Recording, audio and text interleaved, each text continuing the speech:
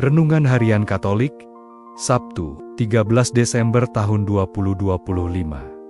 Kehadiran Tuhan, dan aku berkata kepadamu, Elia sudah datang, tetapi orang tidak mengenal dia dan memperlakukannya menurut kehendak mereka. Demikian juga Anak Manusia akan menderita oleh mereka. Matius bab 17 ayat 12.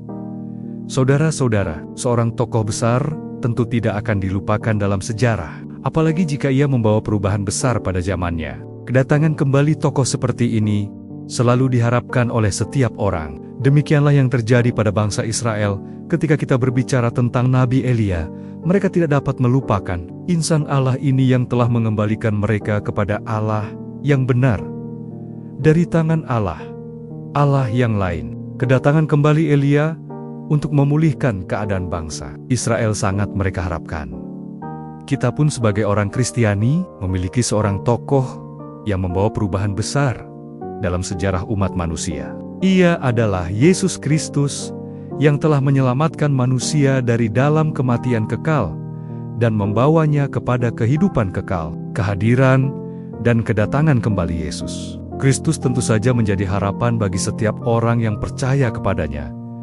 Injil hari ini memberikan gambaran yang luas tentang pemahaman dan penerimaan. Yesus menekankan pentingnya kenabian Elia yang diharapkan sebagai pembawa perubahan. Namun, kedatangannya tidak dikenal, tidak dihargai, dan tidak dimengerti oleh banyak orang. Serupa dengan Elia, Yesus yang adalah pembaru juga dihadapkan pada ketidakpahaman dan penolakan. Penolakan ini menjadi cerminan dari sikap manusia terhadap perubahan dan pembaruan Yesus. Sendiri menyamakan Yohanes Pembaptis dengan Nabi Elia, nabi besar yang sangat dihormati oleh bangsa Israel dan yang diyakini akan muncul sebelum Sang Mesias. Namun, sayang bahwa orang Yahudi pada zaman Yesus tidak mampu mengenali kehadiran Nabi Elia yang baru dalam diri Yohanes Pembaptis. Perlakuan bangsa Israel terhadap Yohanes Pembaptis akan juga dialami oleh Yesus. Mereka justru tidak menerima dan bahkan menganiaya Mesias yang sudah datang dalam diri Yesus. Hal ini terjadi karena mereka mengikuti kehendak mereka sendiri, bukan kehendak Tuhan. Yesus bahkan mewartakan bahwa nantinya Anak Manusia juga akan menderita oleh mereka.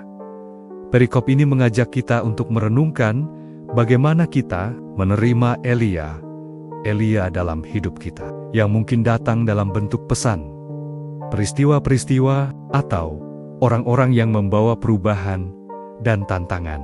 Kita ditantang untuk mengenali, membuka hati dan pikiran untuk menerima kebenaran dan transformasi yang ditawarkan Tuhan melalui suara kenabian orang-orang di sekitar kita. Salah satu syarat untuk mengenali Anak Manusia ternyata adalah pertobatan. Pertobatan dari egoisme, menuruti kehendak sendiri menuju keterbukaan terhadap kehendak Allah. Orang yang bertobat dan membuka diri terhadap kehendak Allah akan mampu mengenali kehadiran Tuhan dalam hidup mereka. Namun, jika mereka tetap egois dan mengikuti keinginan mereka sendiri, mereka tetap tidak akan melihat dan mengenali kehadiran Tuhan dalam hidup mereka, sehingga akan tetap berada di dalam kegelapan. Lucia berarti cahaya. Nama itulah yang ia hidupi. Santa Lucia yang kita rayakan hari ini adalah seorang perawan dan martir terkenal dari Sisilia, Italia. Ia menjadi martir pada tahun 304 atau 9 tahun. Sebelum keputusan Milan tahun ke-313, Kaisar Konstantinus memberi kebebasan kepada umat Kristiani dan bahkan mendukung perkembangan agama Kristen ini. Tuhan sangat mencintai Santa Lucia dan memberi kesempatan padanya untuk menderita seperti Tuhan Yesus yang diabdinya. Selama masa Advent, Yohanes Pembaptis menjadi salah satu tokoh yang penting. Ia mempersiapkan kehadiran Tuhan, ialah yang mendapatkan perintah untuk meluruskan jalan Tuhan, meratakan bukit-bukit dan gunung-gunung, agar kehadiran Tuhan dipersiapkan dengan baik. Dengan pewartaannya akan pertobatan dan pembaptisan, Yohanes Pembaptis mempersiapkan hati bangsa Israel untuk menerima kehadiran Sang Mesias yang segera datang. Marilah kita bertobat, kita membuka hati kita untuk memohon rahmat Roh Kudus, agar mampu melihat kehadiran Tuhan dalam hidup kita, dan menyambutnya secara pantas. Tuhan Yesus, kuatkanlah dan mampukanlah kami di saat kami harus menghadapi tantangan iman dalam kehidupan sehari-hari. Demikian renungan hari ini. Selamat beraktivitas, semoga semua lancar, sukses, serta selamat. Tuhan memberkati.